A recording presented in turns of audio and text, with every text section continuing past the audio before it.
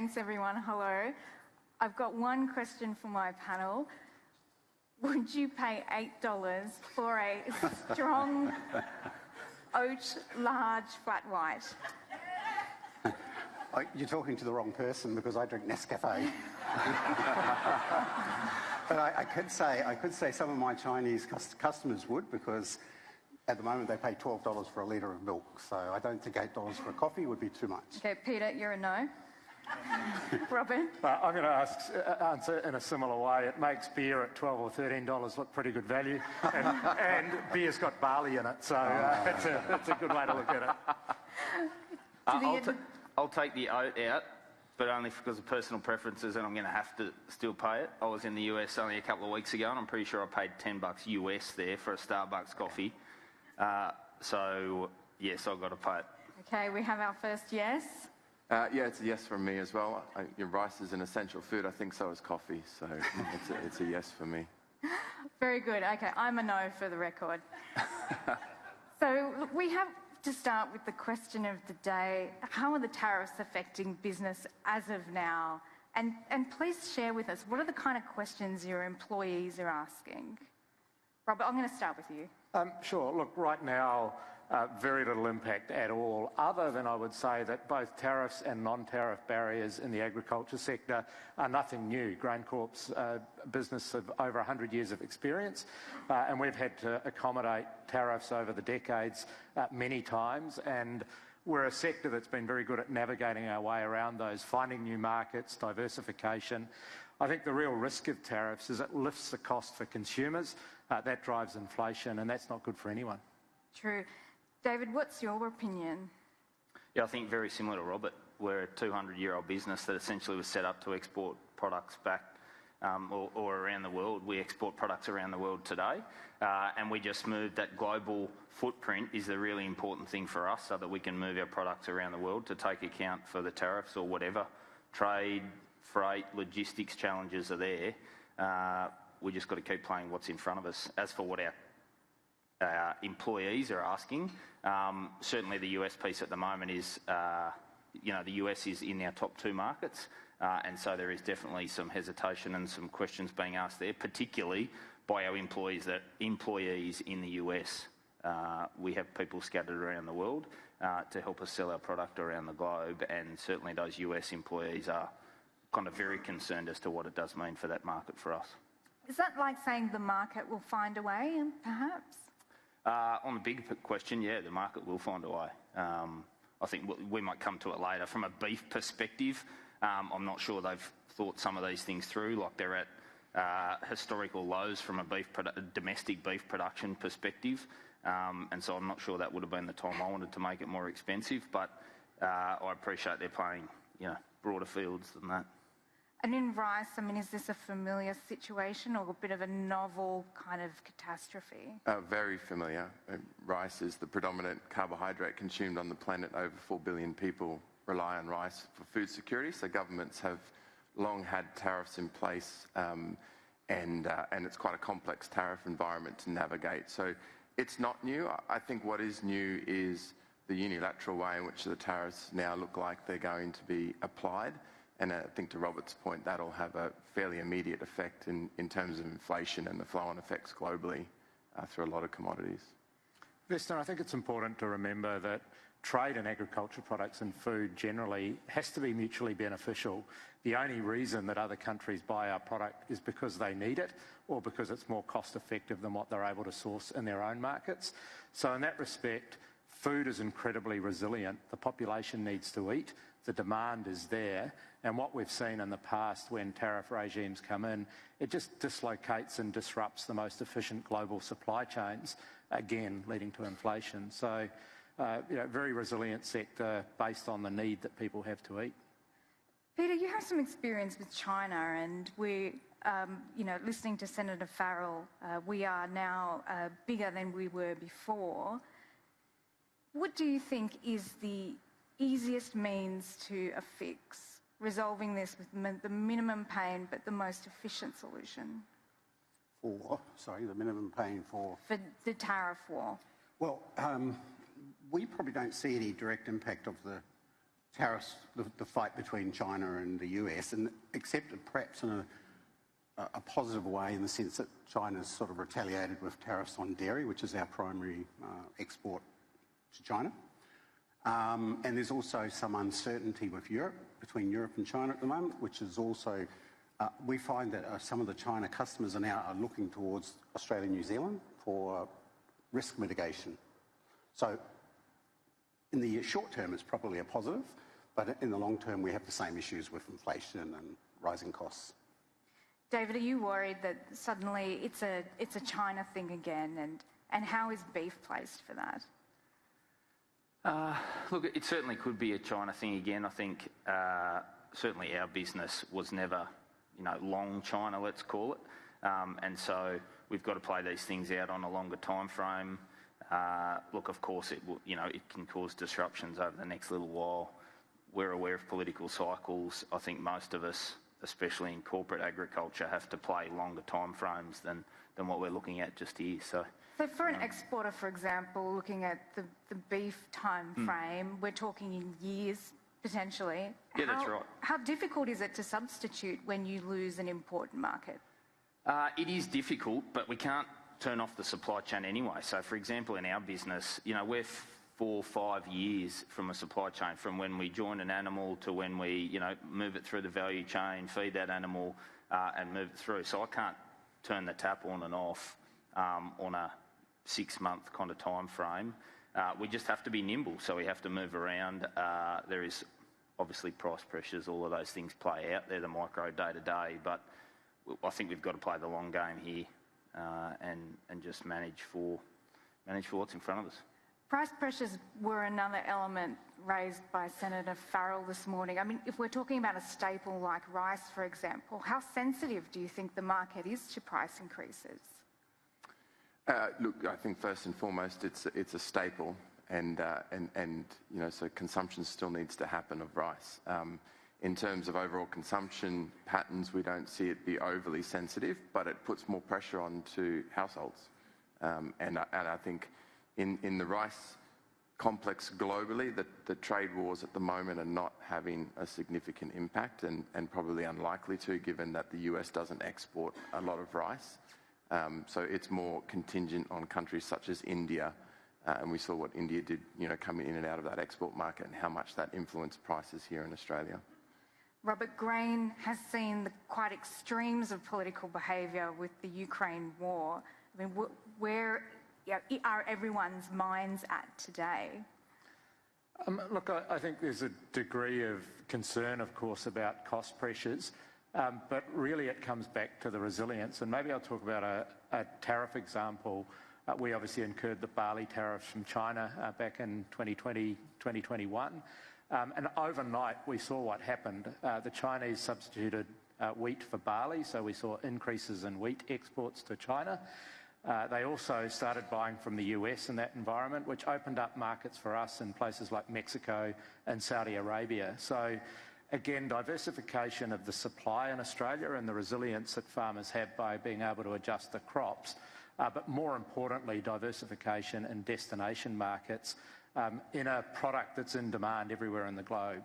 So that's the way we look to manage our way and navigate our way through export challenges, whether it be tariffs, non-tariff barriers, or any other form of supply and demand adjustment. Well, what about energy prices, for example? I mean, is that a volatile dynamic for you, or are tariffs the main game? Look, we've seen over the last 4 or 5 years now a much stronger correlation between crop values, and in particular oilseed and energy prices. If you look at crops generally, they satisfy either food, feed or fuel. And that's one of the reasons that we've got interest in the fuel area, because globally we're seeing canola in particular in demand for conversion into biofuels and sustainable aviation fuel. Europe, of the 3 or 4 million tonnes of canola seed we export, a lot of it ends up in Europe. And by our estimates, about 60 or 65% of that goes straight to fuel. So it's a real opportunity to onshore that in Australia. And I think having fuel, feed and food all balance out the demand signal for farmers, that's a healthy thing, because it means that our farmers can be confident about the demand for their crops, irrespective of where it goes to. We should definitely come back to farmers. But David, let me ask you in beef, where is the energy dynamic? Are you feeling like you have the necessary confidence about price volatility? Yeah, look, I think from energy perspective, if we go back to like our emissions and things like that, energy is actually a relatively low part of some of the emissions. Processing sector and freight and logistics, getting it around the globe, are the biggest challenges there. So it comes back to efficiencies and us continuing to manage those sorts of things, keep working on efficiencies through our supply chains, through our S&OP processes. Look, I think at this point in time, it's not the top of the list of the challenges for us, for sure. Okay, well, we might come back to that next year.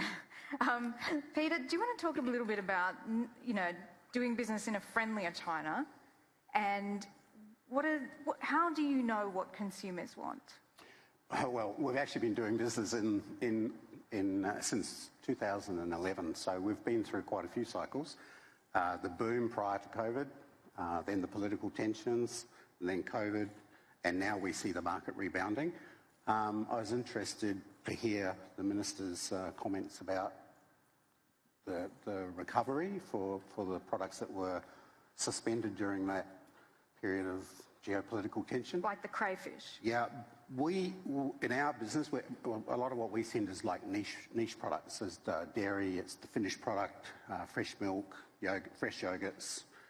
And we've found that the consumer bounce back has not been as strong. Would the rest of the panel concur with that? These guys are commodities, maybe they have a different...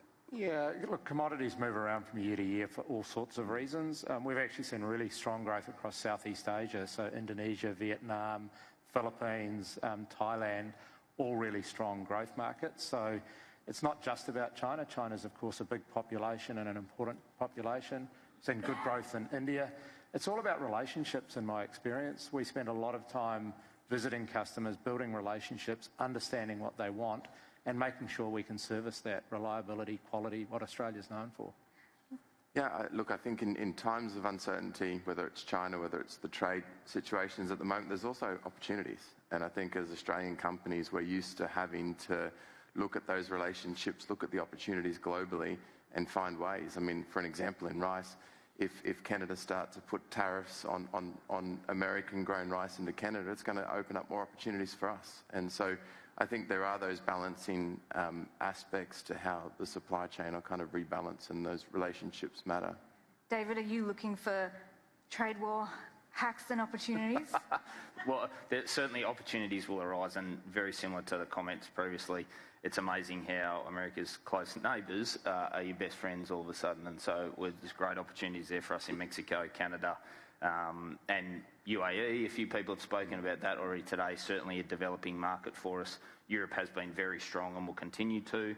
The UK in particular, as that swapped out from the EU, is a growing market for us. So I think there is lots of opportunities out there, and that continues to move around.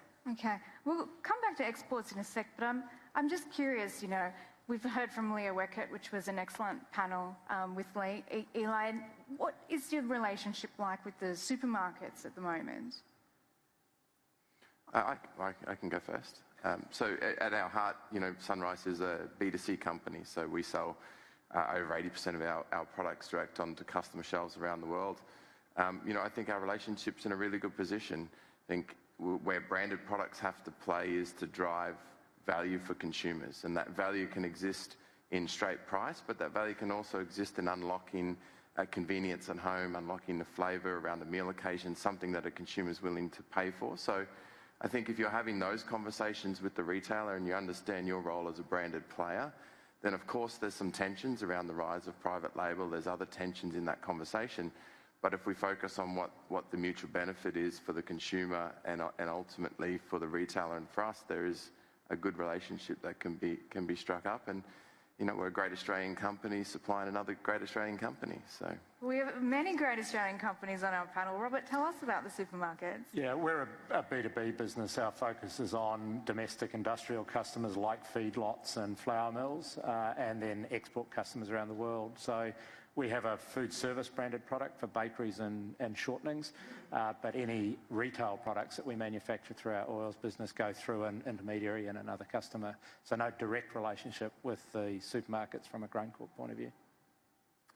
Yeah, similarly, we don't have a big relationship with supermarkets, certainly domestically, maybe some very high quality boutique, smaller supermarkets. Our largest exposure to retail is actually in South Korea, where we've had a very long-standing relationship with a retailer over there that has been a wonderful relationship of sort of 25 odd years. That's largely our greatest exposure to retail. The majority of the business from an AACo perspective is that branded product through to B2B and restaurants and the high-end piece as opposed to the retail. Peter, would exporters from Australia doing business in China find the market structure equivalent to here, where they're dealing with big retailers, or is it a distribution game? It's traditionally in China has been a distribution model, the China distribution model, where you deal with your customer is often the importer/distributor. And probably one of the challenges for a lot of producers is that they lose visibility of what happens between them and the consumer.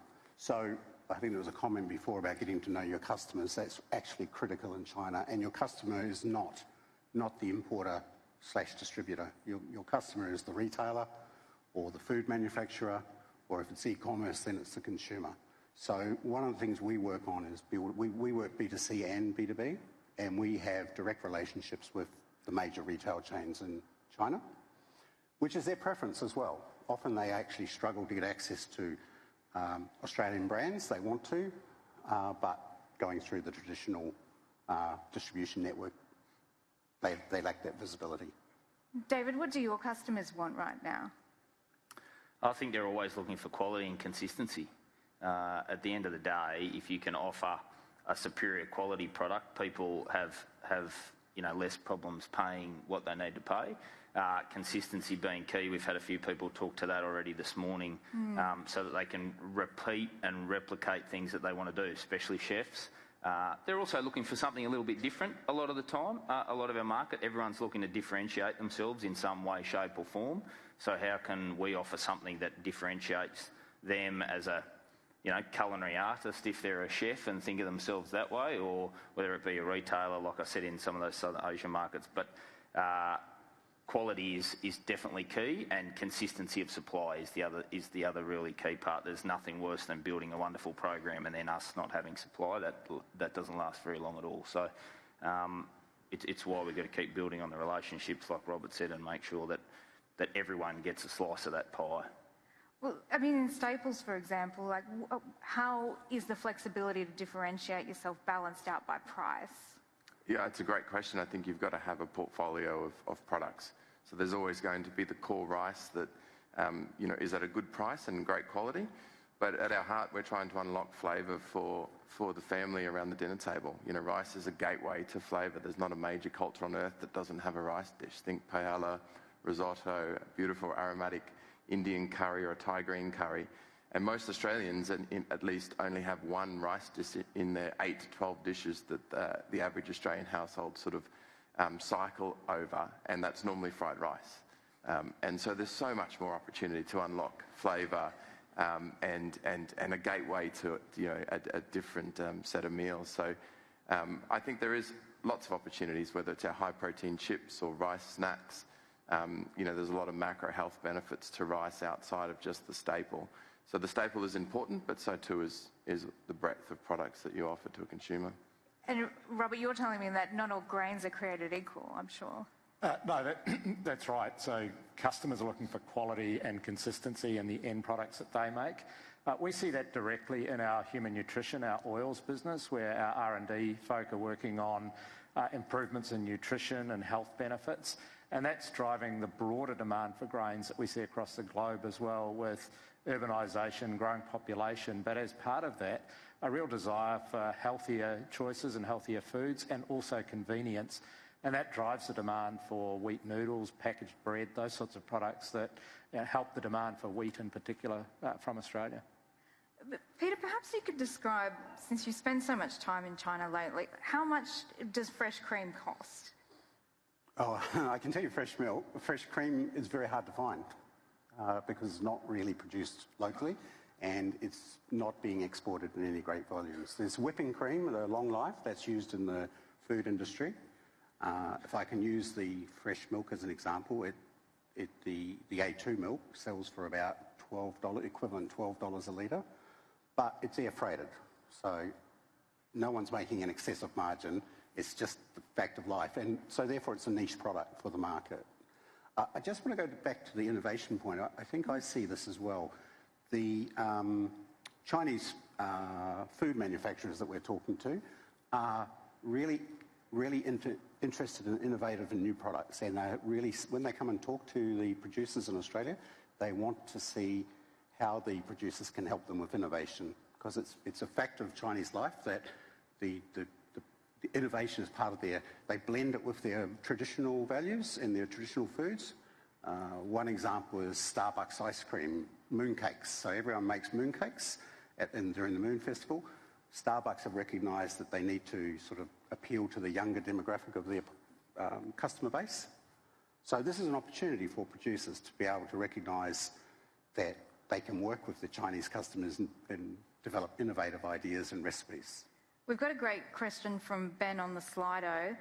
Do you see any premium pricing for sustainable green perception of Australia, or is it baked into the price of our exports? David, what do you think about that? Is there a green premium? Is there such a thing? Right here, right now, the answer's no for us. It's not to say it's not the right thing to do, and it's not to say there will be something there in the future. I think we've got a wonderful opportunity, certainly from our business and the broader Australian kind of agricultural sector, that we've got a way to sell that. But right here, right now, no, we don't have any customers paying more. Where I see that potentially changing is how governments and targets and things like that continue to evolve. Do we have, a bit like this morning with the Coles discussion, do we have retailers? Businesses that have targets are going to be the first people that have any desire to pay for those sorts of things. But at this point in time, we're not seeing anyone front up. Has that been your experience too? Yeah, certainly in rice and previous experience in consumer packaged goods around the world. I think en masse consumers are not at the moment paying a lot of extra premium for a sustainable product. But having said that, some of the major customers in the world, and if we look at our business at 60% exported, if we think about a Walmart, they've signed up to some very aggressive sustainability targets. And so we're having very good conversations with them around Australian rice, because Australian rice is the lowest emitting rice in the world, the highest water efficiencies in the world. And so that's a very attractive proposition. So it's baked into the price, and where you can have that win-win scenario where it's not more expensive and much better for the planet, then that's an obvious win. But customers are certainly pushing this more, I'd say, at the moment, than consumers. We've still got some time for questions from the audience if you want to hit us up on the app. I mean, I've got a question, because we've got incredible diversity on this panel, not just of commodities, but also of ownership. We've got listed companies, co-ops, a lot of the executives here have worked for private equity. I'd love to know, what source of capital do you think fosters the most innovation and the most forward-thinking enablers of productivity in Australia? Robert, I'm looking at you. Yeah. Look, I think any investor, no matter where the money's coming from, is looking for a return on that investment. So I'm not sure you can choose between those types of sources of capital. What we aim to do is operate at scale and create returns for our investors, and Graincorp's an ASX 200 company, yes, of course. You are. And I don't think that would change under any other form of ownership. It's fair to say that private capital in Australia arguably has more patience than public capital. So we've got to be on our game, not just year to year, but month to month. And agriculture, ultimately is a long-term proposition that has delivered tremendous value for all investors over the longer term. And I think that's one of the reasons that generally the ag sector sees so much interest from super money, which again is very focused on long-term returns. So we talk through the cycle. It's a really important way to think about any agriculture business. Okay, we've talked a little bit about this. What's your opinion? Who's the number one long-term investor? Team Australia? I don't think there's a singular answer to it either. I'd love to give you a talking point, but I don't think there is a singular answer to it. I think whichever investor comes onto a food and agri company, they have to have a medium-term view. There are cycles. You have to invest through the cycle for that. We're a listed company, but we're a dual-class structure, so we enjoy some, I guess, less short-term volatility, and so that longer-term view really does help us in particular. So definitely medium-term views lead to the better returns in our type of businesses. Okay, very good. I'm going to get another question from the audience. It's about the Red Sea. Peter, what are you hearing in your networks? How has the disruption in Red Sea shipping affected exporters? It has. It has. It's impacted on the European supply chain to China. Also, for a while, the Panama Canal, because that dried up effectively. So we're finding that, the lead time out of Europe for shipping products can be 8 weeks. And so Australia has an edge. It's 3 weeks to China. So for the bulk shipments, that's a big saving for companies in terms of their inventory, and also reliability of supply. Okay, we've just hit our limit, but I really want to ask you one more question, and I did warn you about this. I need you to tell me very quickly, for the benefit of our next panel, what is the coolest, edgiest thing you do right now inside your business that's better than what anyone else does? I should have given this more thought. I think that my claim to fame would be that our business is the best at getting short shelf life, temperature sensitive product to China. Faster than anyone, right? Faster than anyone else. We actually worked with the China Customs and secured, commencing 2020, 24-hour green lane clearance for fresh milk. Okay. Before that it was 3 weeks. 2 to 3 weeks if it was selected for testing. I'm going to make a call out to Graincorp next. You can read about it on our website. It's where we're connecting groups of farmers with global customers, not just talking about or modelling the lowest possible carbon supply chain, but demonstrating it by employing technology and looking at the premium that consumers are prepared to pay for that. Okay, Beef? I said a little bit before about how long our supply chain is. We're doing a lot of work now with genetically testing, using scientific data to assess animals and different pathways through the supply chain. So it'll be no longer a set and forget, this is a Wagyu, it gets this feeding program. It'll be very specific around the genetic capability of that animal and the efficiencies that we can create. And the rice to David's Wagyu? So I think we're one of the world's largest integrated rice players for food security into some very, very vulnerable parts of the world. Papua New Guinea, Solomon Islands, where 80% of the rice, Israel, Palestine. But I would say the thing we do best is unlocking flavour around the dinner table. And rice, as I said, is a gateway to flavour. So. Okay, thank you for our spicy panel. They worked hard for you.